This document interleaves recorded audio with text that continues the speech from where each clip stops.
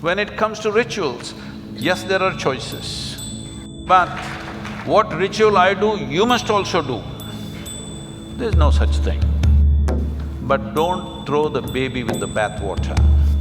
We must be able to see what is corruption in this.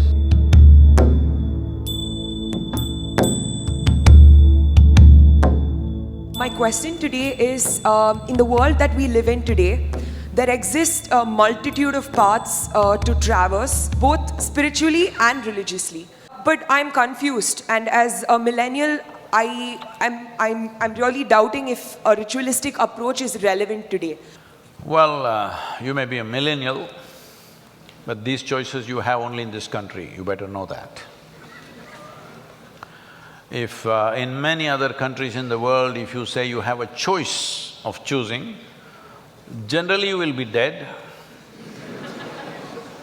If you're not dead, you will be harassed in 1,000 different ways.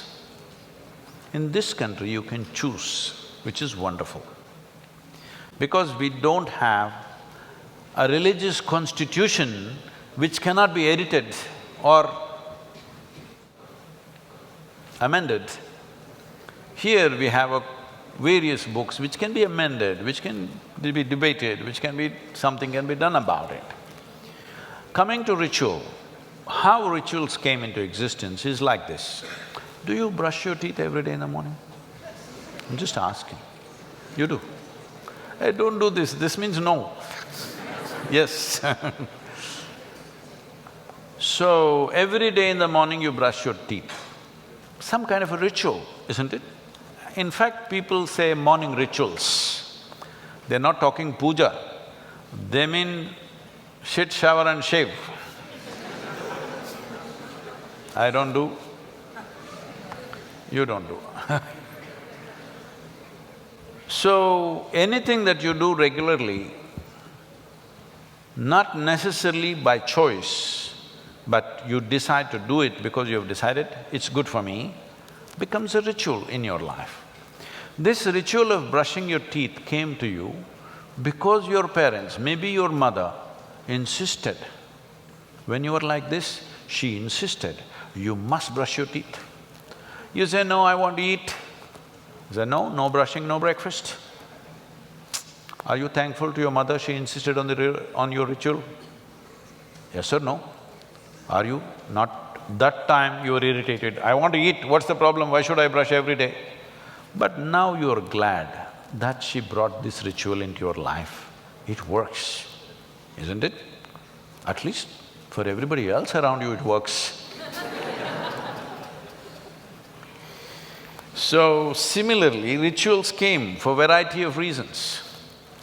If you are able to… you said there are multitude of spiritual paths. No, there's only one. If you say spiritual, you have to turn inward. There are no many inwards, there's only one. Hello? There's only one inward. Well, you may go like this, you may go like this, you may go like this, but there's only one inward. So when it comes to a spiritual path, there's only one.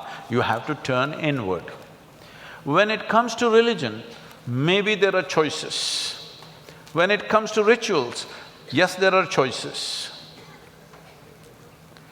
So when people were not competent, everybody was not competent to simply sit like this and become meditative, then they taught them simple processes. I must tell you this. Many years ago, some institute, these days I don't subject myself to such indignities because I can afford that. Many years ago, some institute who thinks they are scientific, they said because I was obligated to them for something, and they said, we want to study the gamma waves in your brain. I didn't know I had gamma waves. I know I have a working brain, but I didn't know I have gamma waves in my brain. They said, no, they're gamma waves, we want to study that. I said, okay, what should I do? They said, you sit down here, and they put 14 electrodes into me, and they said, you meditate. I said, I don't know how to meditate. They said, well, you're teaching everybody meditation. I said, I teach people meditation because they cannot sit still. I have to teach them so many methods to make them still. If you want me to sit still, I will sit absolutely still, inside out. But you know, research is funded. Scientific research is always funded. They need a name, they need the category of meditation and gamma wave whatever nonsense.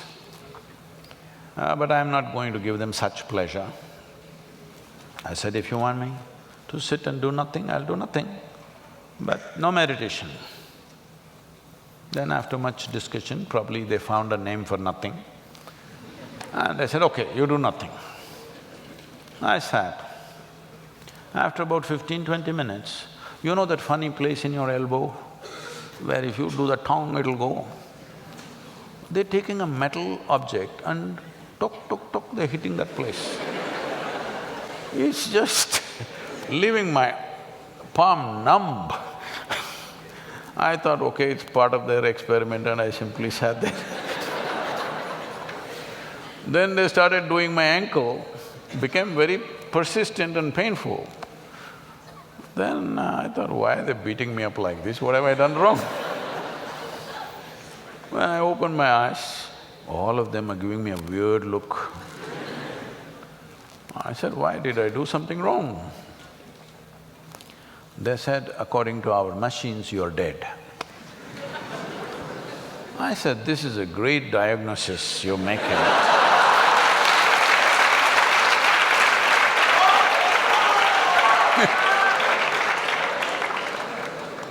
And then they, among themselves, they spoke and say, obviously this guy speaking is not dead.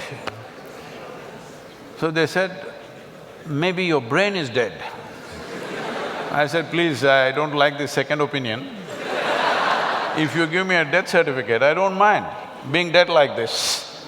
But brain dead is not good for me, it'll affect my activity. Yes, why I'm telling you this is, if you could handle everything internally, no problem with you. That's the best way to do it. Simply, this is yoga.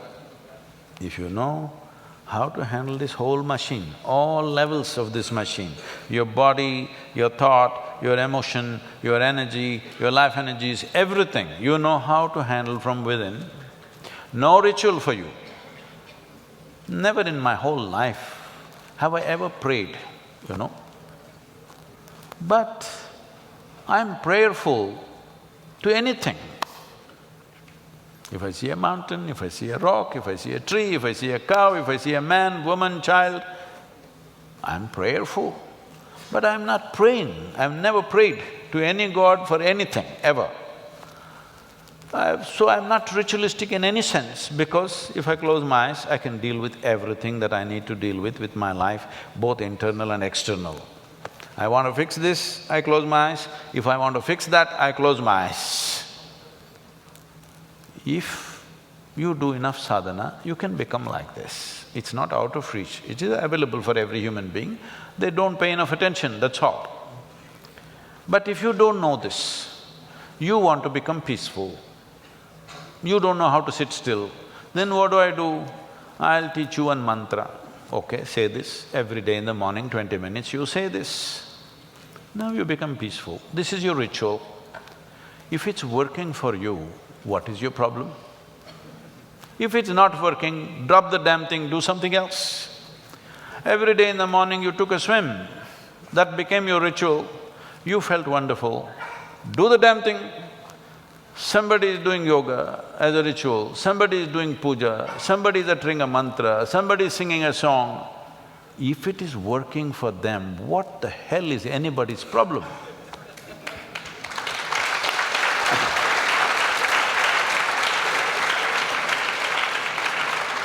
But what ritual I do, you must also do.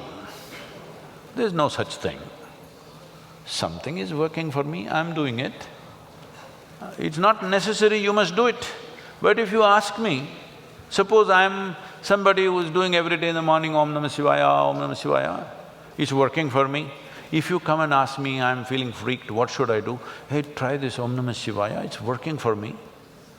If you like it, you also do it or you do something else.